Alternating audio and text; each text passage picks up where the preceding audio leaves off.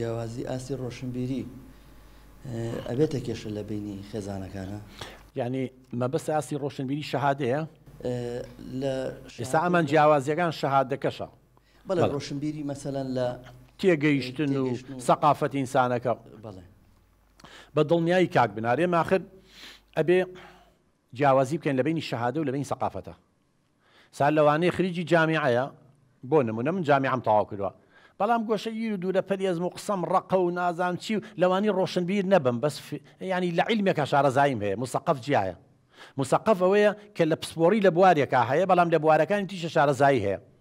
جا لەبەرەوە ئەگەر بێت و ئەم برا ئازیزەم لێم عاجز نەبێت لەگەر ئەوەی کە شەهادەکەشیان با بڵێن جیاوازێکی زۆر هەبووە، لە ناحیە ڕۆشنبیریەکەشەوە لە سایکۆلۆجیت ئەم ژنە تێنەگەیشتوە، لە باری دەرونەکەی تێنەگەیشتوە، لە ئەوە تێنەگەیشتوە ژن پێویستی بە چییە، چونکە تۆ مادەم لەگەڵ توخمێکی ترا مامەڵاکەی ئەبێ بزانێ و ئینسانە چۆن بیرەکاتەوە، پێداویستەکانی ئەو ئینسانە چییە. ئەمە ناحیە ڕۆشنبیریەکەیە، ئەمە کێشە دروستەکات.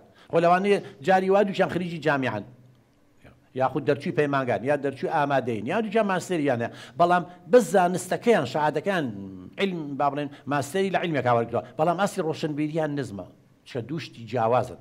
هەرە وەڵا ئاسی ڕۆشنبیری هۆکارێکی سەرەکیە، بەڵام ئەگەر بڵێن ئیعدادی و متەوەسەتش بێ، حتا ئەگەر جامیعە و ئیعدادیەش بێ، بەڵام هەردوو ئەوەی ئیعدادیەکە یا متەوەسەتەکە ڕۆشنبیر بێ، ئاسی ڕۆشنبیریەکەی بەرز بێ، ئەتوانێت تەفاهم لەگەڵ ئەوی ترا بکە. بەڵام بەداخەوە لەم کەیسەیان ئەوە نەبووە. بۆیە هیوادارین جەناب وەکو گەنجێ یا هەر کەسێکی تر کە هاوسەرگیریەکە ئەبێ بیت لەو فاکتەرانە بکاتەوانێ کە بەختەوەریانەکە.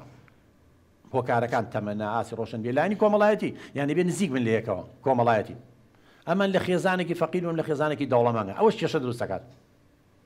یعنی ئەمانە کە هەمووی نەتیجەی توێژینەوە ئەم کەیسانە دەرکەوتووە، ئەی ناخۆ خەڵک چوزانێ لە نتیجەوە دەرکەوتووە کە دەیان حاڵەتی وا ئەبینی سەیرەکەی جیاوازیەکە ئەم هۆکارە لە بینی هەمیانە هەیە.